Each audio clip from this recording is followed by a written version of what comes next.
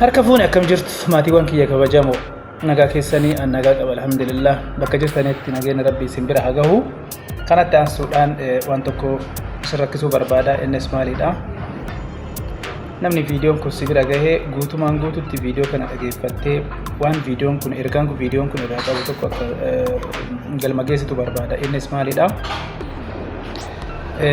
Yeroo dheeraa namni na beektan na beektanii kan hin beekne immoo akkuma beeknetti haara na bartu Eeliyaas jedhama.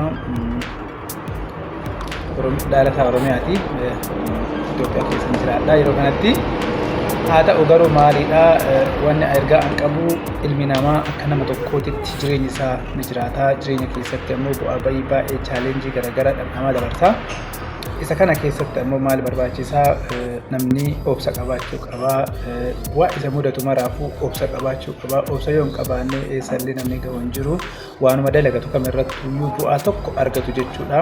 Wannuma hojjetu kamirrattuu bu'aa argatu. Yoo maal hin qabaanne obsa yoo hin qabaanne namni arrabamaa, ni rukutamaa, ni cabaa, foontu cidhaa, dhiiga bu'aa jechuudha. Garuu kana hunda yoo maal ta'e bu'aa qabaata yoo obsa jechuudha. Namni obsa hin qabne garuu waan tokko arguu hin danda'u. Bu'aa tokkoyyuu arguu hin danda'u. Maal jechuu barbaada? Kuni waa malee miti. Deebinee walitti deebina. Sagantaa 30 sagantaa ce'umsaa kana caqafannee walitti dachaana jechuudha. Ayyee walitti deebinee jirra. Kana jechuun maalidha? Akka nama tokkotti namaaf yaadu, nama ofirra dabarsee namaaf yaadu ta'uu of beeka. Namni immoo akka biratti nama ilaaluu danda'a. Yeroo kanatti namni maal barbaada? Maal namaa dubbata?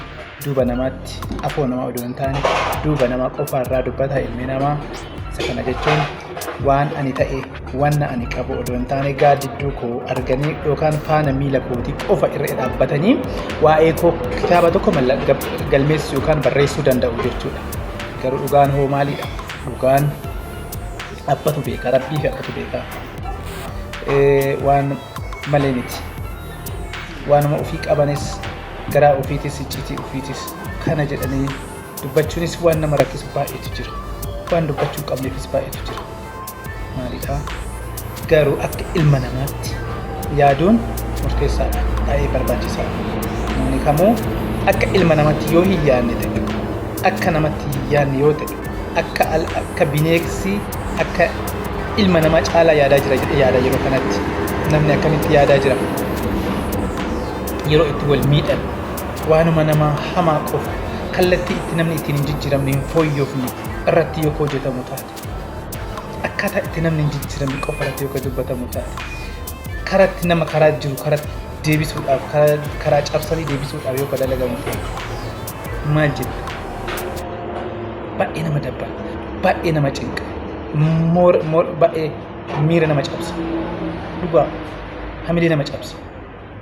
Ilmi namaa kallattii kamiinuu hin hatin malee, haqa namaa hin nyaatin malee yoo hojjetee jijjiiramu taate rakkoo tokkoyyuu hin qabaatu.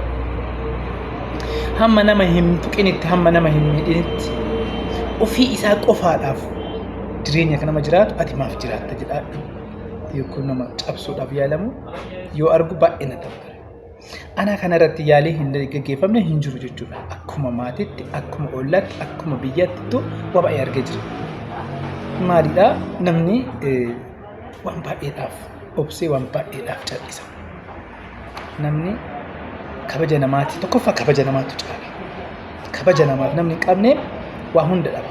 Nama kabajuun guyyaa tokko si kabachisiisa. Namaaf kabajaa gaafa dhabde immoo kabajaa dhabaa deemta jechuudha. Nama kabajuu waan guddaadha. Namoonni akkuma kana oolmaa namaaf guddaa oolan baay'eetu jiru. Namoonni immoo odoo oolmaa namaayyuu hin oolin fakkeessuudhaaf qofa na argii qofaadhaaf beekamuuf jecha waa baay'ee balleessan jiru. Warri waa balleessan rakkoo hin qabu. Baay'ee akkuma balleessaa isaaniitiin jiraatu, akkuma balleessaa isaaniitiin argatu.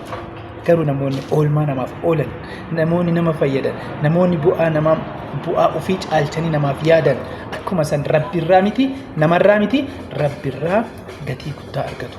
Waanuma facaafatan gaggaarii hammatu. Oo ofiiyyuu dhaban ilmaan isaaniitiif bu'aa gaarii argatu. Dhugaa maaliidhaaf jechuudha? Namni waan gaarii dalage waan gaarii argata. Kuni amantii keessattis namumattis jira jechuudha. Namni nama gargaara. Odoo hin gargaarin kallattiin karaa ati beenneen yoo miidhaan sitti dhufa ta'e ammoo meeshaa ati gaafa yookaan gaarii ati gaafa lafaatti hojjettetu guyyaa nama rakkate oolchitetu si cina dhaabbata si dura dhaabbatee hamaa sitti dhufuuyyuu sirraa qaba. Badaa sitti dhufeellee kan sirraa qabu maalidha? Oolmaa gaarii ati namaa oolte sana. Dhugaa. Ani guyyaa tokkooyyuu yeroo baay'ee namoota hedduuyyuu ilaalaa. Namoonni namaaf cinqaman, namoonni namaaf rakkatan yeroo baay'ee bakka guddaa gahu. Waa guddaa argatus. Namoonni fafakkeessuu qofaadhaan odoo galma nama tokkooyyuu waa tokkooyyuu hin godhin. Namni waan hundaa waa tokkooyyuu odoo hin godhin fakkeessuu qofa irratti xiyyeeffatanii fakkeessuu qofaadhaan waa argachuuf yaalan bu'aa hin argatan. Fakkeessuun bu'aan qabaatu. Dhumni fakkeessuudhaan bakka baay'ee bakka badaa nama dhabaa. Fakkeessuun gaarii miti. Fakkeessuu kanarraa odoo dhaabbannee waanuma riyaalitii dhugaa taate qofa odoo dalannee waan fuula kiyya kana hin fakkaanne odoo dalagu baay'ee ana kan keessatti baay'ee barbaachisaadha. Wannuma na fakkaatu qofa odoo dalagee barbaachisaadha jechuudha. Waan ofii kiyyaa hin fakkaanne fuula kiyya kana hin fakkaanne yoo dalagee hin ta'u jechuudha. Namnis waan ana nan fakkaanneef argaa kiyya ija kiyya fuula kiyya kana qabee qaama koo kana hin fakkaannee fi harka kiyya kana kan hin fakkaanne ana irratti bira qafuuf deemanii yogguu deeman gaarii jechuudha. Ati arrabni kan kee kun gaafa badaasi dubbate arrabni kan kee kun guyyaa si dhaabbatu jira. Guyyaa arrabni kan kee kun si garagalee sirratti hojjetu jira jechuudha. Odoo badaa dubbachuu baattee baay'ee baay'ee dharaan namatti hin rakkin, dharaan namatti hin furteessin, dhara hin dubbatin. Hin miidhamtu. Qaamni tokko sin miidhamtu. Wanni tokko sin miidhamtu. Dhugaa gaafa dubbatte dhugaa tantee si dhaabbatte jechuudha. Dhugaan tantee si fuuldura dhaabbatte gaafa namni si miidhuuf deemu. Yogguu namni si rukutuu yoo odoo dhaabbattee ilaaltee murteessaadha. Maaliidhaaf ati namni gaafa si miidhuuf deemuyyuu ofii kan keetiin ka'ana na miidhus rabbiin qofaadha malee namni nama miidhu gaafa jettee amante rabbitti gaafa amante namni waan tokko yoo si godhu hin danda'u. Kanaaf namni obsa qabaachuu qabda. Namni gaafa si miidhu namni si miidhuu hin danda'u. Hojii kan kee qofa irratti xiyyeeffadhu.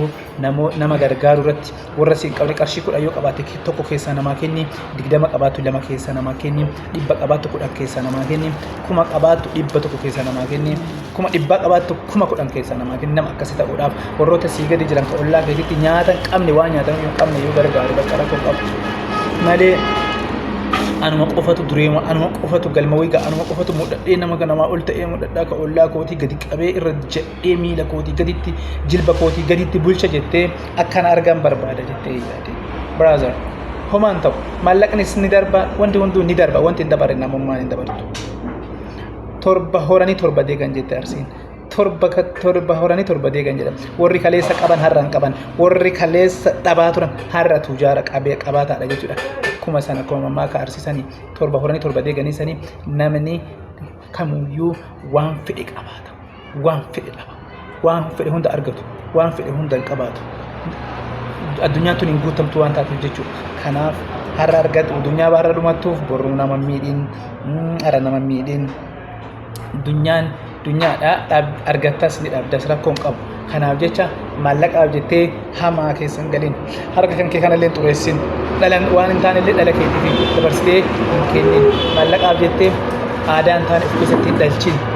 Kanuma siidhama barbaade obboleeyyan kiyya qaalii nagaan naa jiraadha kooppiilee sheer godhaa sabiskiraayib naa godhaa nagaan naa turaa yeroo ittaanu yaada wal fakkaatu wal agarraa nagaan naa jiraadha galatooma.